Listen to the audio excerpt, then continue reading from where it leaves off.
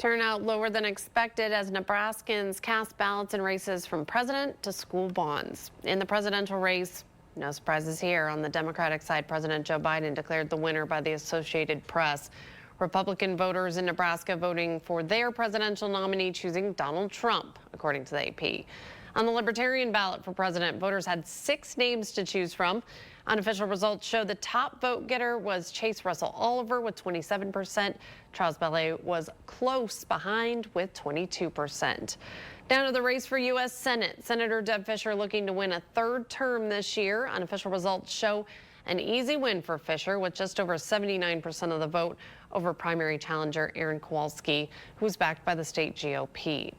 Also running for the 6-year term in the U.S. Senate race, Legal Marijuana Now party members Kenneth Peterson and Carrie Eddy. Unofficial results show Eddy winning the primary over Peterson, getting over 68% of the vote. Both Fischer and Eddy will take on independent Dan Osborne in the November election. Nebraska's other Senate seat currently held by Senator Pete Ricketts, who fended off challenges from John Glenn Weaver and Max Stevens in the primary, garnering 79% of the vote. He will now face Democrat Preston Love Jr. in the November general election. The winner of that race will serve the remainder of the 2-year term. Now to the congressional races. All 3 of Nebraska's representatives facing party challenges in the primary. In the 3rd district, Congressman Adrian Smith was up against John Walz, who was backed by the state GOP, as well as Robert McCuson. Smith winning easily with around 74% of the vote, according to those unofficial results.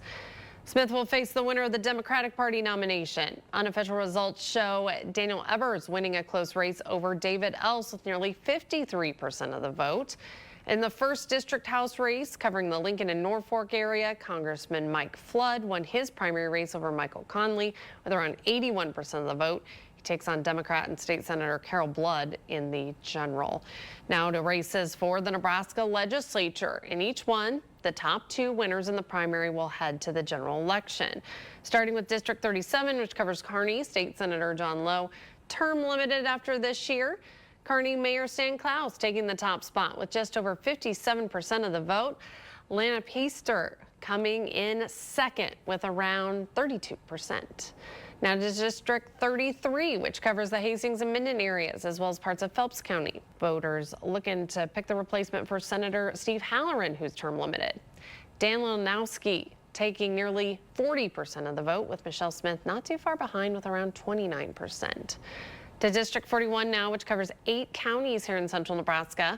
Daniel McEwen bringing in just over 45% of the vote, with Ethan Clark a close 2nd at 39%. And the primary bringing a preview of what we could expect in November in District 35, which covers Grand Island.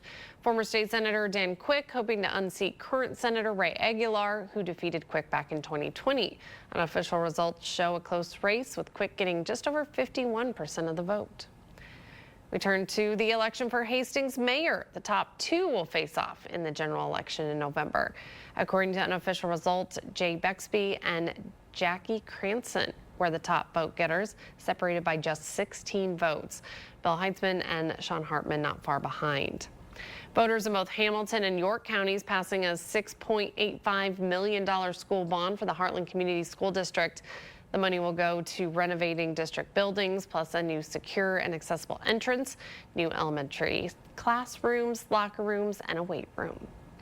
Giltner voters voting on a more than $11 million school bond. The money would go toward new classrooms, locker rooms, restrooms, and furniture in the district's building. That bond, though, failing. In Axtell, voters deciding a nearly $5.5 million bond meant to help with construction costs at the district's K-12 building, as well as furniture and equipment. That bond unofficially passing. Over in Shelton, voters approving a $3.5 million swimming pool bond at the ballot box. The pool project will move forward with the help of property taxes.